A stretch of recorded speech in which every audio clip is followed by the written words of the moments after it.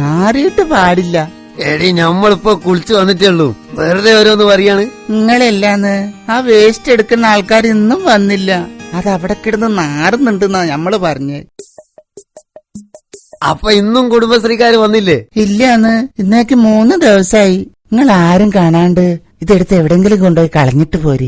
എടി കുടിച്ചാ പിന്നെ ഞമ്മളകത്താണ്. ആ അത് ഞമ്മള് സഹിച്ച്. ഈ ചീത്ത മണത്തിനേക്കാളും നല്ലതാ അതാ. സൂറാവി, നിങ്ങൾ ചെല്ല് മനുഷ്യ. ഇതിപ്പോ എവിടാണെന്ന് സൈഡാക്കുക. ആ പൂടി എന്റെ സൈഡിലിടാ. ദേടാ, അങ്ങേരുടെ സ്കൂട്ടർ ഒന്ന് ഒരു കവറ് താഴെ പോയി. ഒരു കവർ അങ്ങനെ പോയി. ഇനി ഒന്നുകൂടി ഉണ്ടല്ലോ. ഇതിപ്പോ എവിടാണ് ഇടുക?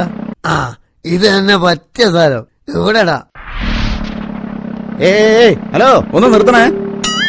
പറച്ചോനെ, നാട്ടുകാര് കണ്ടെന്നാ തോന്നണ്. പണി കിട്ടിയെന്നെ.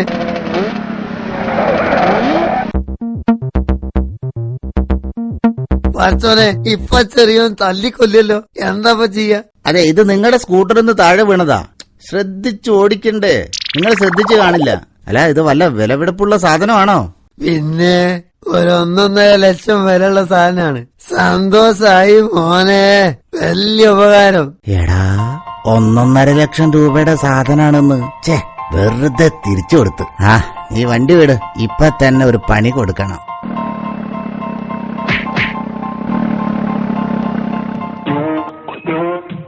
കേരളത്തിലെ എല്ലാവരെയും മാലിന്യം ശേഖരിക്കാൻ വേണ്ട നടപടി സ്വീകരിക്കുമെന്ന് പറഞ്ഞപ്പോ അതിങ്ങനാവുമെന്ന് നമ്മൾ കരുതിയില്ല.